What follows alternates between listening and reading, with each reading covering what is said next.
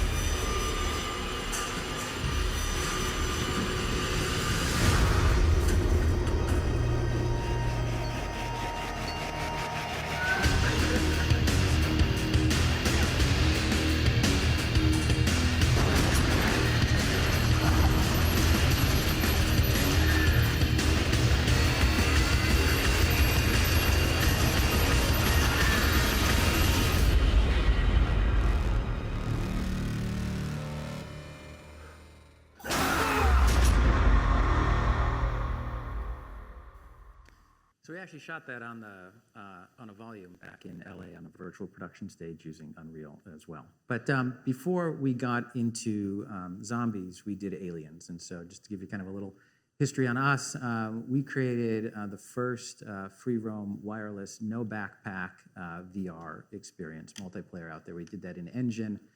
We did that on a hacked Samsung Galaxy 8, was it, I think? 8 Plus, 8 yeah. Plus mobile device with 3D printed pieces and parts, and opened that to the public in 2018. And it was awesome. It was one of the highest rated and reviewed VR experiences out there. And one of the executives from Fox ended up going to Netflix and gave us a call and said, you know, we loved working with you guys, and let's do something cool. We have something in the works we want to tell you about. So basically, we went over to Netflix when you could actually have meetings with people in person, and they told us about this giant Zack Snyder franchise they want to work on. If you want to go to the next slide, Jason. Yep. They had us at zombies. So they locked us in a room after we signed a blood oath so we could read the script. And after we read it, we thought we had a great idea, which really wasn't a great idea. So we came up with another idea. Mike, if you want to. Yeah. So if you haven't seen the movie, it takes place like several years after the zombie outbreak in Las Vegas, and the government just walls off the whole city, and just abandons it while they try to figure out what they want to do. But the way it's written, we couldn't have our experience take place during the timeline of the movie, and by the end of the movie, spoiler alert, they pretty definitively closed the chapter on Las Vegas, so we couldn't do that. So we had to go back to a prequel idea. Right around when the wall was being completed. It's a rescue mission, obviously, that takes place using an armored taco truck that was featured in the script. And when we read the script, this was actually a really big thing in the script. This was like, if you guys have seen the movie, this is Dave Bautista's kind of main thing. It opens the movie, and we learn a lot about his character and everything, and he drives this taco truck through the city, saving and rescuing people all over the place. It's ultimately why he's hired to do what he does, you know, in the film. So we're like, this is a really awesome thing in the movie, so let's kind of focus on that. But in the end, it was in the movie for about 10 seconds. Yeah, they during the opening credits, and we didn't find any of this until way later, because we started in January, and then they showed us the first rough cut in May. So we had no idea that this was being cut down so much until we were well into production. But anyway, after a lot of back and forth, we finally had our approved script, and we could, you know, head off to the races. So, you know, they love the idea of the armored taco truck and everything. So now we had to figure out basically, you know, how to do it. We had 6 players, so a multiplayer VR game, full body tracking, haptic weapons, all inside an actual physical, you know, taco truck. And they had a couple of them that they used from the movie. These are actual movie trucks. One of them was, you know, unsafe kind of at any speed. The other was a death trap. We said yes to both of them, of course, because They were free. Yeah. So we ended up not using one. It really was a death trap. So we took one, and then we went out to the market because we were going to build 6 of these to start with, and we started looking for the used ones of a similar type and size and everything. So once we created that kind of world, you know, in CG, it would align up perfectly. And we found that there were tons of them, like hundreds of them out there. Essentially, so we're like, all right, we'll buy another one and just have it, and we'll start working on 2 because we didn't want to fill up our stage space with a ton of trucks and look like a car dealership, basically. But so we got the 2 trucks and everything, and we were getting underway, and then, you know, everybody's favorite topic, the pandemic. So we were actually working on a zombie apocalypse during the apocalypse, and we really didn't know the extent of what was going to happen to us during development. We immediately switched to kind of a work from home. Everybody took their workstations home. We added VPN security. I'm sure a lot of you guys are familiar with this kind of stuff. Give everybody, like, you know, gig bandwidth where they could have it. But it's worth noting, this wasn't a huge technical hurdle for us, because we already had a bunch of staff that were already scattered around the country. But you know, the core team was now at home. So what we started doing is having these VR multiplayer game sessions where we could populate the truck and just play in different positions or spectate and evaluate, you know, iterate through the creative on the gameplay mechanics or, you know, the zombie behaviors. And while this was really an out-of-home experience, we ultimately couldn't really develop it out of home. We actually needed to be together to be working on the engineering of the trucks and everything. So we asked the team, you know, you guys comfortable coming in? Put on hazmat suits, and I'm actually not kidding. Like, there was times when we were shooting the pre-show videos that people were running around in hazmat suits on the stage. So it was kind of crazy, and we really didn't know what the pandemic was going to do to us. We'll probably touch a little bit more on that later, on how much hell it was going to cause us, but more on that to come. Yeah, but before we go further, since you saw the commercial, but we want to show you a cut down of the finished game so you know what we made to give you some context. Place your palms on calibration complete. Okay, rookies, eyes front. Welcome to Vegas, crew. This fine vehicle is the Las Vengeance Tactical Taco Truck. Welcome to the mission, Delta. Listen up back there. Keeping those shamblers off the transport truck is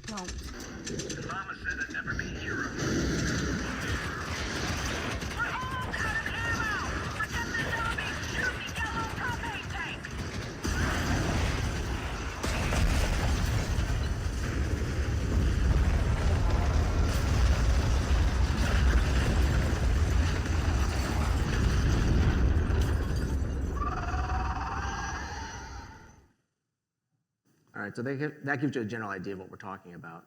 Now, while our core deliverable was a VR multiplayer game with arm and gun tracking inside a retrofitted food truck with motion platforms, of course we had to make it fun and immersive.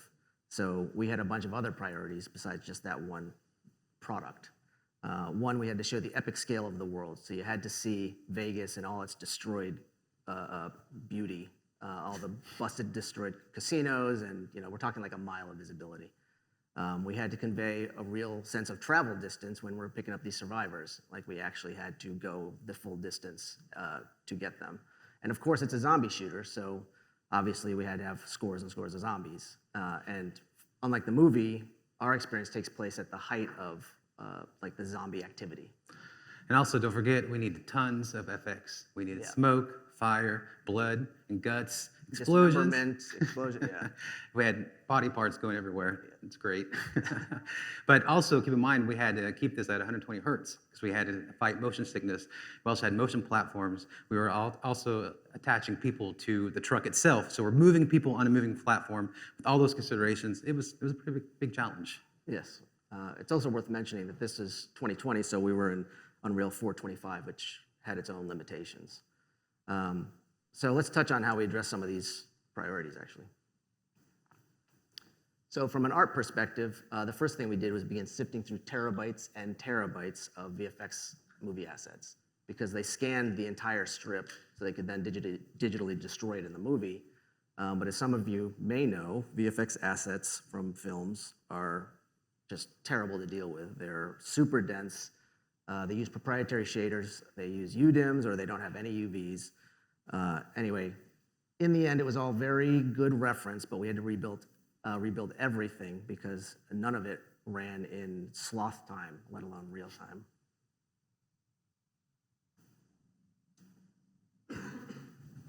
Okay, so we have the asset team working, but we had to get our mission laid out. Like, what are the waypoints?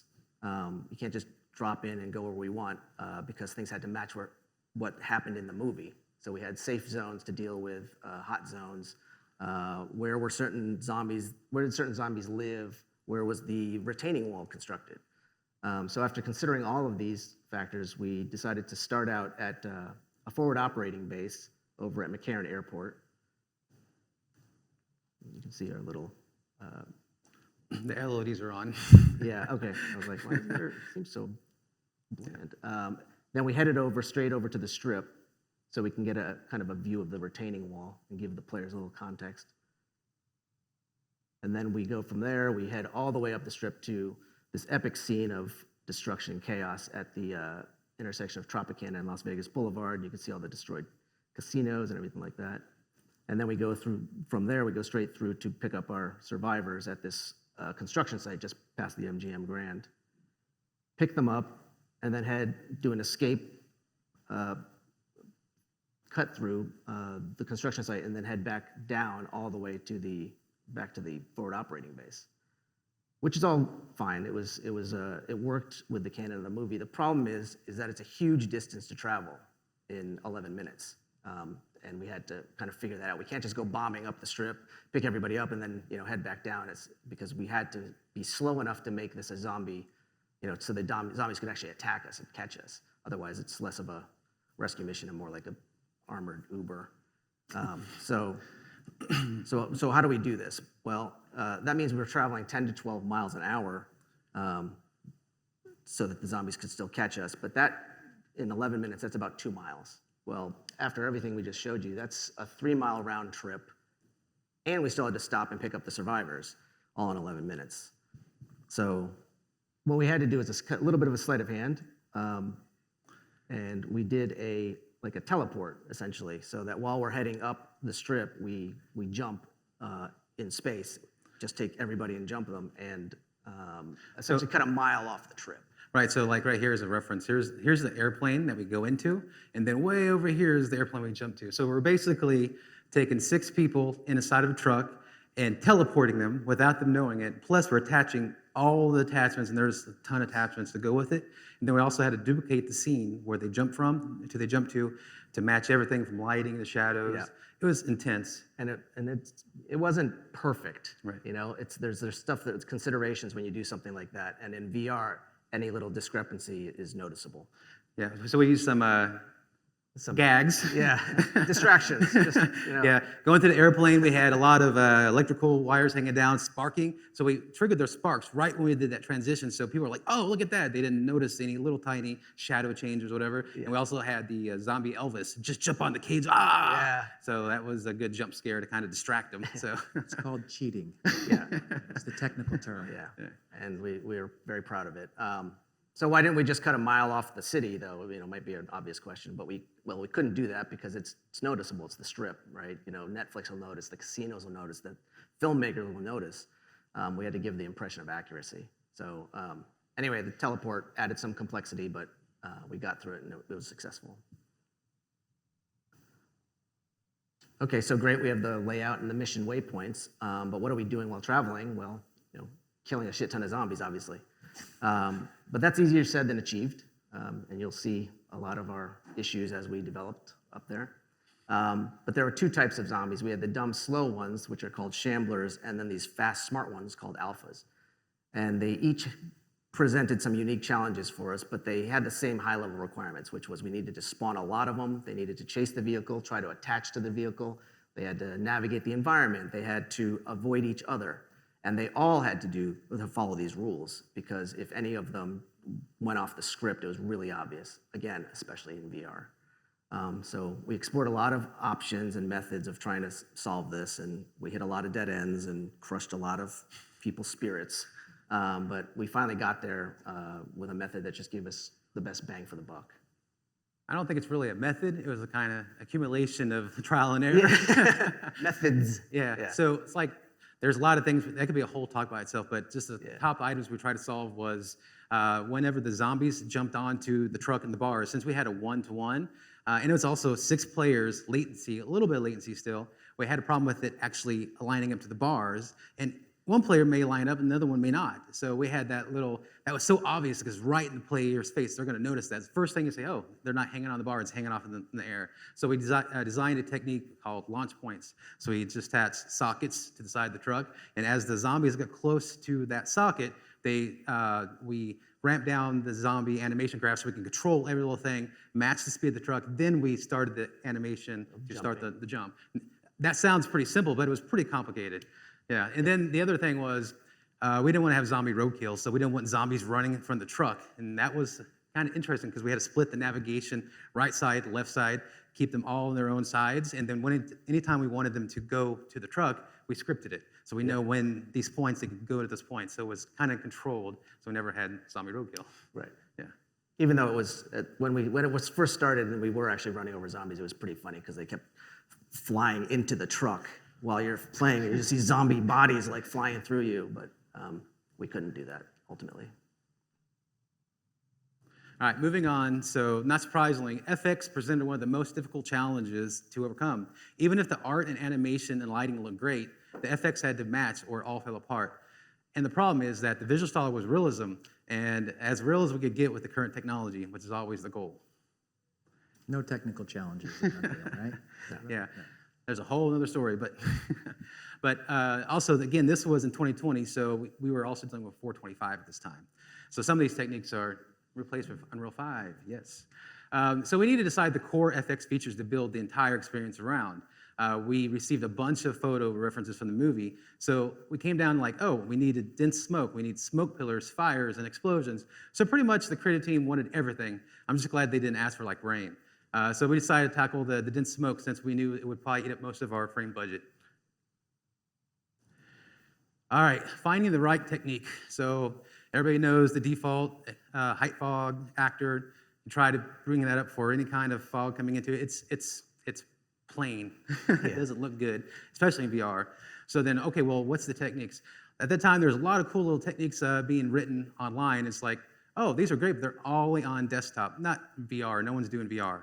So luckily, one day, this epic wizard named Ryan Brooks, I'm sure some of you guys have heard of him. If not, go to shaderbits.com and read his blog. He's awesome. He came up with this paper about doing volumetric fog. And I was like, oh, that's what we need to do. So we went down to that technique, started working on it. Let's see, let's play this video. All right, so here's what it looks like, but it didn't look like that when we first started. It took a lot of, well, first off, we couldn't use forward rendering. It's like, oh man, we had to use deferred rate rendering. We couldn't use the stereoscopic performance gains. We had to turn all those features to make VR run off. So now our budget just went, but we did get it to work. We rewrote it, baked out a lot of the noise, the proceduralness of it, and came to a good artistic control set for the artist to pick that in sequencer. So one lesson I did learn on this, we work on a look dev map, get the fog working and make it look good, and then we add all these little cool features, put it in the game. It's like, oh, these features don't work. So definitely get it into the actual gameplay as soon as possible so you don't waste time on features we don't ever use. Yep. And then this is one of my favorite ones. This is the smoke pillars. It's the most iconic thing, I think, for the backdrop. We have all these smoke buildings always on all the time. So everybody knows in VR, you can't have translucency. So now we have a ton of particle effects that's always on, always in the background. How are we going to tackle that problem, right? So again, went back to the interwebs, and Ryan Brooks, he's another wizard there, just has all the solutions. He wrote an interesting paper about ray marching and using a technique, and there's some other inspirational spin-offs in the community, so the community really provided a lot of inspiration. In the end, we were able to take the smoke plume and use the ray tracing technique that Ryan talked and adapt it to just a plane, right? So we just had a plane that we could put in the map that had a smoke column. It looked really good up close and far away. We had both distances met, and performance was great. We actually just keyed the plane itself as we rotated with the truck, so it always had the right angle we wanted. Then to get the final the shape, we just subdivided the plane and did a warp modifier to give it a little bend. And it looked good. In fact, we were probably like, wow, that looks pretty good. Do we need to do anything else? Nope, I'm done. So I was pretty happy with that one. All right, so, oh well, yeah, here's the smoke pillars. And that's what it looks like. It's worth noting, I guess, while you watch this video, Yeah. that during development, we were on 2080s, I think, 2080. Oh yeah. So that's another topic. We try to keep it running for the target hardware, which we knew we were going to target 3080, but we didn't know we were going to get them. But so we all had 2080s working on this. So we knew we had to have some pain, especially in VR development. You have those little headaches. How many headaches did we have working on these projects in the very beginning? We had to take a nap for 2 hours because we got too much motion. Yeah, too much lag and latency. Yeah. So, and then this turned out really good on the smoke pillars. So we'll go on to the next for time. And all right, so this is the one here, destruction effects in VR. I'll tell you what, realistic destruction in VR is very hard to do, but it's not impossible. At the time, again, we were using 425 and Chaos was experimental and not ready for production. So we just started to look at the traditional workflow in Houdini. We focused on some smaller effects and then scaled it up. We had smaller bridge collapses, then we had a bigger bridge collapse, and we had the ending sequence of everything falling down. Yeah. So this one you're about to see is a pedestrian bridge that goes between the MGM Grand and the New York, which had a lot of metal and glass and concrete and everything like that. And essentially, as the truck goes under it, we just collapse the entire thing on top of everybody. Yeah, as you see here, you're shooting the transformer, it triggers the glass building to fall down and the collapse all around you, all the debris is coming in, and we have we actually reuse the volumetric fog to pull it together. Say, hey, we already made this tool, and we gave some more tools to artists. We could pull the smoky look into the truck to really hide everything. We also, this is a point, we unloaded all the levels, all the other stuff, and hid it before the players cleared the dust and was able to get our performance back on it. So the biggest issue here was iteration. We used Houdini, and doing Houdini explosions and simulations, it's time consuming. And we had a lot of pieces. We had the building falling down, the weight causing that to collapse, and then also a helicopter falling down, influencing collapse of this way. And then we also had the taco truck driving underneath it. And we also had zombies on the side and falling off the bridge onto it. So there's a lot of moving parts. It was pretty difficult to do. But then we pulled it off. It looked pretty good. Yeah. A lot of this is based, if you don't know VR, you can just tank your frame rate without just looking at it wrong. Yeah, this one took us a while, this last one. we had to keep making the pieces bigger and bigger and bigger, and just adding effects to it inside the engine. All right, so the last topic I want to talk about is fires, explosion. We wouldn't have a zombie apocalypse without fires and explosions, so that's what we ended up doing. There's 2 levels of effects. In the background, for the timeline of the movie, it was different. It just happened, like the walls are being up. So there's buildings still on fire. There's still planes driving and flying in the background, dropping bombs in the distance. Those kind of effects, pretty easy to do, but we found a pretty cool software. It's called Immersion, right? At that time, it was a beta. We got into it. Man, I loved it. Man, I could sit there, use the GPU. I could simulate. I could iterate. It was way faster than Houdini for that specific function. So we were able to come out with some really high resolution textures. I think we ended up 4K textures, 4 of them, to rule all the fires. We wrote some cool material blending techniques to switch so you'd never see it exactly the same. And then we took all... Show the fire. Oh, yeah. Yeah. So we took all the fire. So the problem was, okay, now Cascade. Cascade, the display, it's clunky, it's old, we know. We don't use it anymore in Unreal 5. But we had no control of the sprites itself. It was very hard to control what we wanted, and we don't want overdraw. So, all we really did was okay, we didn't use Cascade. We just made planes like we did the plumes. We had artists go in there and place them for the shape and the silhouette. And once we felt like we had it good, we also turned the planes to the truck. So someone had to go key that artistically. Guess who wanted to do that job?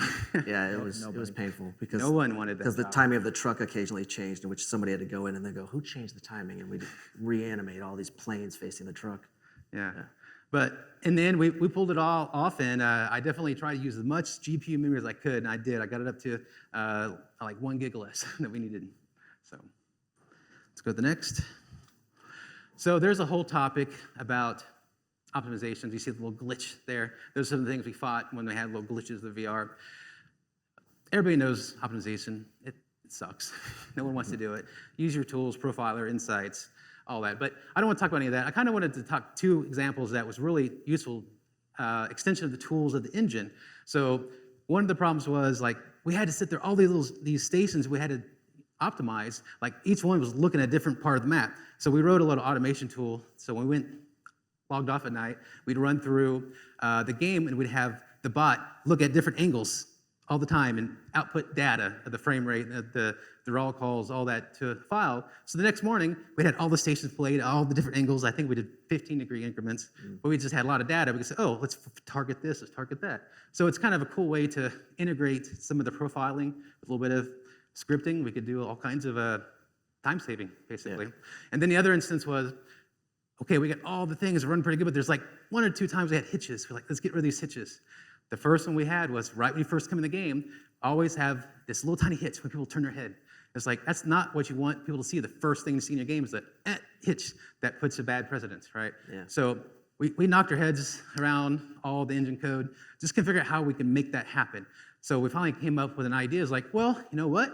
We know if we look at everything, it's fine. Once you look at it, it's gone. So we just kept the player in a black screen before we load him in, spun the character 360, then let him in. They never knew. It was ship it, it's good. Never went back to it. Yeah, we didn't know why it was happening, but we know how to fix it. So that was important. Yeah. Well, that's a section of the game development, but we also had to tackle a really important experiential issue, which is motion sickness. So how do we make this experience without turning it into Viva Las Vomit, right? So we used ourselves as guinea pigs, but there's 2 basic ways that you can really get super motion sick. One is by facing out the side of a moving vehicle, which is exactly what we're making people do. And another is through turbulence, again, something we're going to be putting them through using our motion platforms. And we had to address this as early as possible because we absolutely couldn't have even a small percentage of guests getting sick. I mean, they're paying for this experience. And if anyone's going to be vomiting in the truck, it better be out of sheer terror.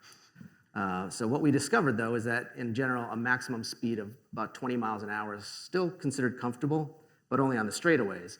During the turns, we had to drastically reduce the speed, but also smooth out the turning angle because on turns, you have the world visually spinning, pivoting around you, which can cause a lot of discomfort. And plus, the truck would sometimes roll, right? That roll was not good. Right.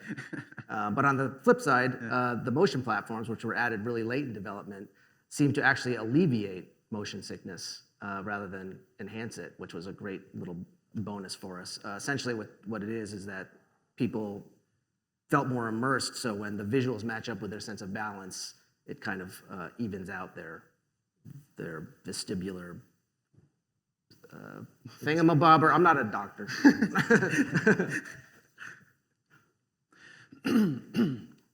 So do you remember when we said there's two paths? So far, we've only really talked about software development.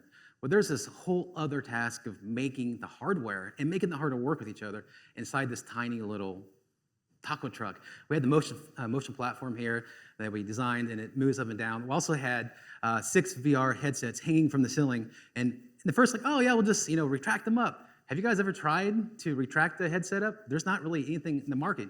We literally designed one. We all put together these little ball bearings and created a cool little thing that popped it back up into the ceiling. But those hurdles, and there was also the heat. The heat was the big one. It was 3080s. They output 120 degrees. Yeah. We had them in a small cabinet, and it kicked off probably 2 or 3 alarms an hour. Yeah. So we had a major cooling issue. We had redesigned all the ductwork and brought in air conditioning coolers into it. And we needed like system monitors to monitor that. As you see also on that platform there, it's kind of cool. But we also need to monitor that. We also need to monitor all these little systems. It's like, how do we do that with the engine? Because also we need to talk to the engine, come back. Well, that brings us into this system we call Continuum, and that's our platform that controls everything. But more on that later. So, and one more thing I want to talk about. We had 16 OptiTrack cameras in here, 16 of them, that little small space, and so we could have the right occlusion. And then we also, people went outside the truck. We couldn't have cameras outside the truck, so it was a fun task. And don't do this. Yeah, definitely don't try this at home. Yeah, he's doing a little bit of surfing there. Yeah. I would not recommend that. Yeah. So this is kind of the point in the story where we come back to our friend the pandemic. And, we were talking about the motion platforms and having them in development and everything, but we couldn't because supply chain issues. So anybody try to get a 3080 when they came out? So we couldn't. So we were buying them from scalpers on eBay. We were calling our friends at NVIDIA, AMD, Intel, anybody we could talk to figure out how can we get these things for not only development but ultimately deployment. Our friends at Intel actually said I think we have a solution that can help you. Is their little Nook computer basically? There's high performance, small form factor. We're like, oh my God, this will be great. It'll fit in the truck because we have to get everything to fit in an actual working driving taco truck. They sent us the computer. We started running the game and it caught fire and basically exploded. No joke. It had smoke coming out of it. Yeah, smoke was pouring out of it and everything. So we fried the little guy. And Intel was great. They ultimately, gave us all the CPUs for this. NVIDIA and Origin were able to step up, and another company, Bell Computer, built a lot of our machines. So that ultimately, in the long term, worked out. But we had battery issues for our weapon systems. We had our actuators stuck at the port of Los Angeles for months because the ships couldn't get into dock and unload stuff. I mean, it was just insanity. I think the technical term for this was a shit show, basically, because that's really what it was. Even our headsets, we decided we were going to use the Valve Index because we thought that at the time this is going to be the best headset on the market. And so we called Valve, and they're like, 1, we don't have any, and 2, you can't use it for commercial use. We're like, pretty please. So a lot of phone calls, and ultimately they stepped up and they were great. And they're like, how many do you need? We're like a few hundred, and they're like, a few more phone calls, and we ultimately were able to secure those headsets. So apologies to anybody who was waiting for their Index because we probably took that first 5 batches that got out there. And then remember I was talking about the trucks. Well, so we're like, okay, it's time to buy, some more trucks. And we started calling all the dealers that we had talked to in the past. They're like, we don't have any more. We're like, what? And they're like, Amazon, Uber, DoorDash, Postmates, Target, anybody that had a delivery service bought every used box truck on the market. And I'm not kidding. We could not find a single used truck out there. At the same time, Netflix comes back and they'd done some tests. We were in like sort of beta on the game. And they're like, this is awesome. Let's go big. Let's build 14 trucks and launch in 3 places simultaneously. So we're like, okay.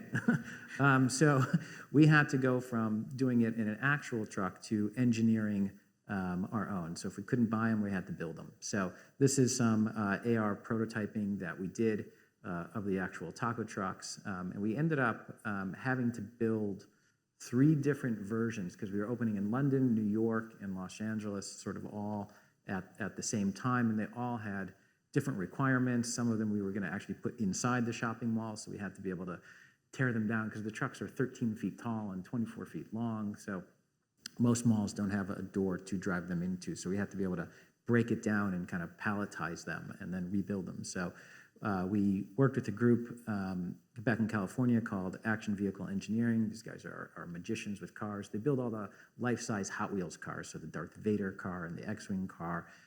So they helped us fabricate a bunch of this stuff. And then in the UK, we worked with a group called Identity and Deluxe to help us fabricate for our UK rollout. So overall, we ended up building 3 different versions, including the actual taco truck. So this is the trailer truck version. So on a huge 24-foot stake bed trailer, we built the truck. And we took, by the way, a lot of the learnings from the actual truck and applied them to these. So we gave more space for the computers because we didn't have to deal with the engine components and all this other stuff kind of getting in the way. So we had better cooling, all that kind of stuff. This is the truck for London.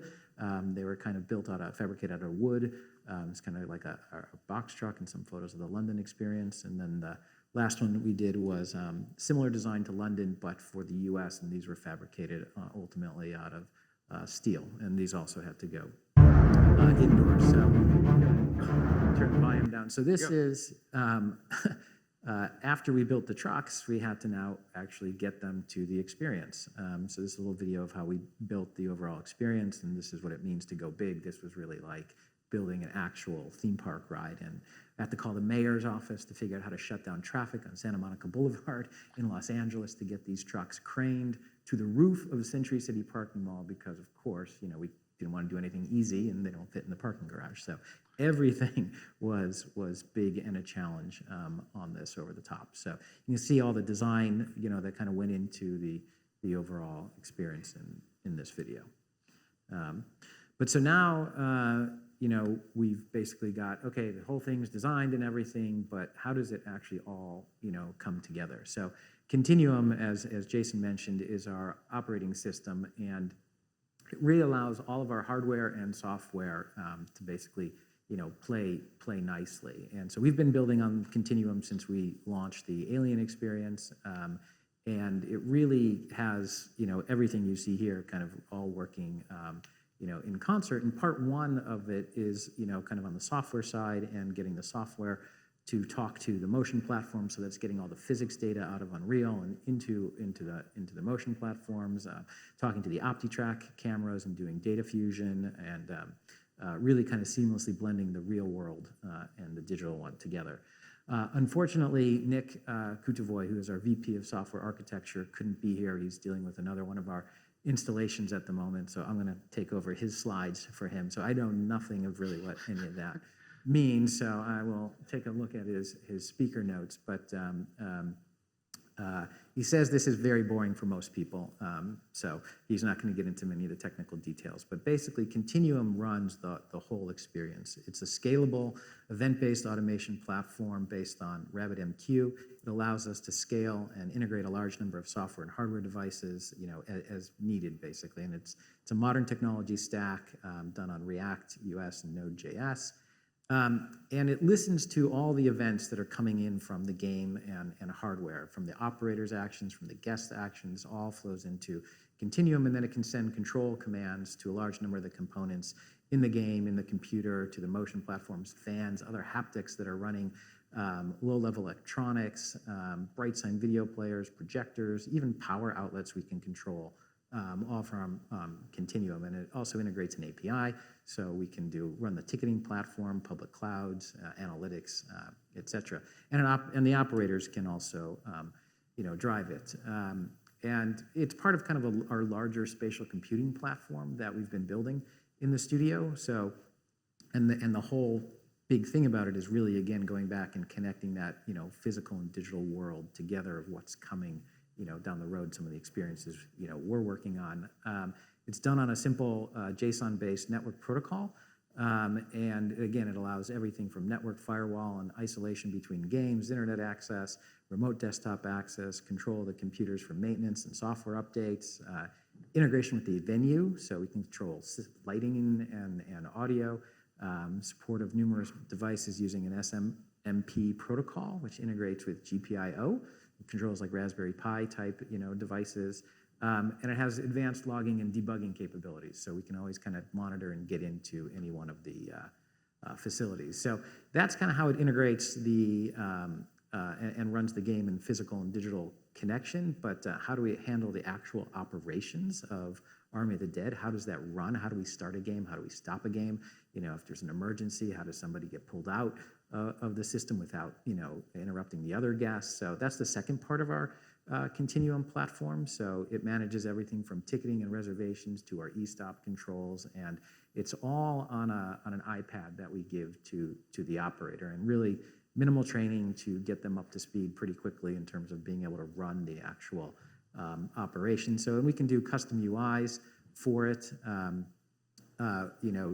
this is the guest-facing custom UI. So you can choose your own avatar when you're playing the game, and so you could purchase your ticket online and do these kind of things in advance, then come in and scan your QR code, and we'd load you right into the game. Or you could do this obviously on site. So whether it's the UI flexible for operations staff, but also equally flexible and can work on any kind of screen size, mobile device, tablet, etc., or phone. And it also ultimately runs our leaderboard, which we found was really important. People want to know how they did, how many zombies they killed, how accurate they were, how many headshots they got, all that kind of thing. So everybody's very competitive, I would say.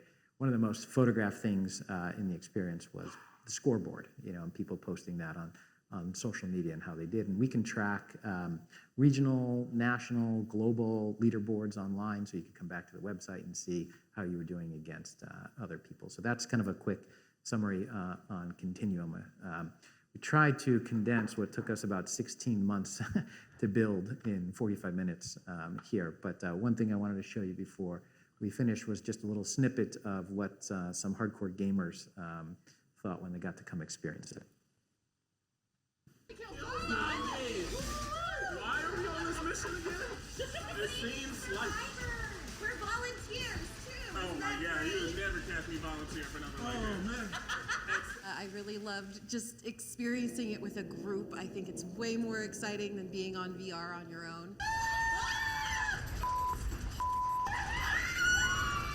It makes you feel like you are there. I felt like I was going up a hill, down a hill. I was upset, but in a good way.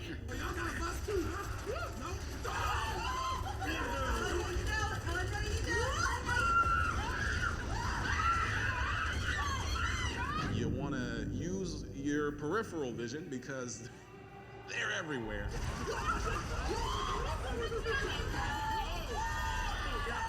When you watch movies like that, it makes you wonder, what would you do in that situation? Now you don't have to wonder. You get to take part. Some behind us. My memory, like I'm just going based off of my memory, I didn't scream one time.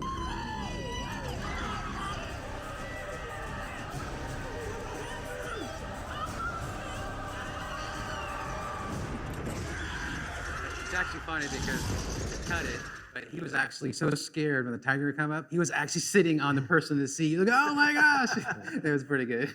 Yeah, if we had, if we were able to do this, we had a security camera in all the trucks, so we could launch a YouTube channel of Just watching people it. playing and screaming. It would make a fortune. If you guys want to experience it, you can go to Area 15 in Las Vegas. It's currently running there, and we just opened it at Six Flags Magic Mountain in California, and more locations to come. So thank you guys.